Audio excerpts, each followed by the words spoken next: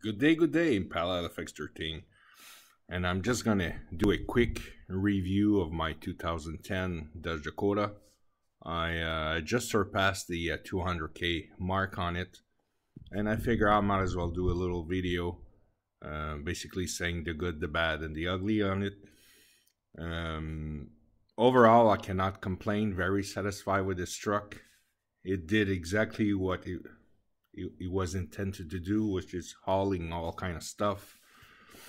Even with the severe climate here, but I do protect it a lot. I do a lot of my own maintenance, do the anti-rust treatment on it.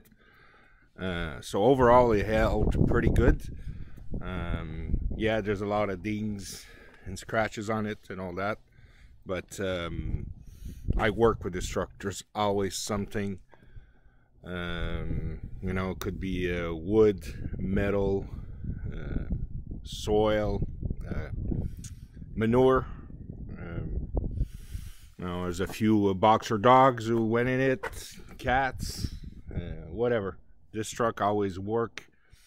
The inside is pretty basic. I mean, it's the SD model. And I have tilt AC, that's about it.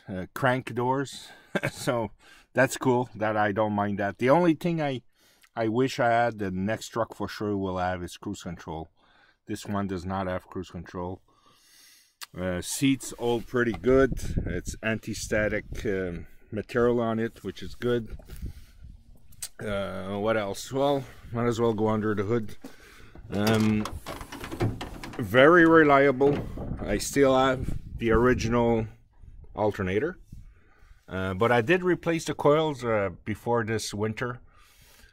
Coils and spark plugs. I had one coil acting up, so I replaced all of them. Same time I did the wires, and the spark plug was my third time I did it. So I got this truck early 2012. So it was my third time I did it. The battery was replaced 3 years ago at the same time with the starter. Outside of that, I mean, I do most of my maintenance. Oil change gets done every 10,000 K.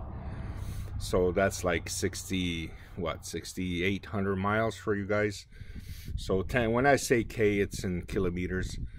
And so I use quality synthetic oil, and at 5K I change the filter, put a new one, top it off with almost a quart of new oil. So the oil in there, it's basically always clean, even if I change it at 10,000 K. What else that this thing needed? Calipers changed twice in it. Calipers was changed twice. Rotors, I would say 6 rotors. Maybe 10 set of pads. The rear was done once at 180K. About maybe 2 years ago, maybe less, the light bulbs was changed on each side. The fog lights were changed after my ex-wife hit the ditch with it. But once I changed the light bulbs, never had any issues with it. Outside of that, I mean, the ugly, I assume the warranty was over. Warranty was 5 years, 100,000 K. I would say mid 2015, my transmission broke. I was an hour away from home, but I was still able to drive it back home in first gear. It was a long drive, but it was working fine in first gear. If you put them in drive normal in 2, it would shift in second and it would fall in a neutral position. So I put them in first gear and drove it. I never got stuck on the side of the road, never called recovery, nothing. I always drove it to the garage. Even when the starter stopped acting up, a couple taps on it from the side here and off I go. One thing I really like about this truck also, it doesn't chew tires. I mean, these tires I have here was purchased I would say for winter 2012-13, and look, I still have a lot of tread. The rear is starting to have less tread, and the summer tires have more mileage on it. I'll do a review on it. These ones were put in 2012 and I have maybe 40% on it, and the reasons I think it doesn't chew a lot of tires on it because I only use 10-ply tires, like LT, and they're a little taller than the original one. So outside of that, I mean, strangely enough, I have people once in a while ask me, "Your truck is for sale? I'm interested in buying," and all that. And well, some of them know me and they know the truck. It's pretty well maintained, you know, minus the little bumps here and there. You know, there's a little hit in the back by a forklift on the side. The 5-ton slightly caressed my fender here.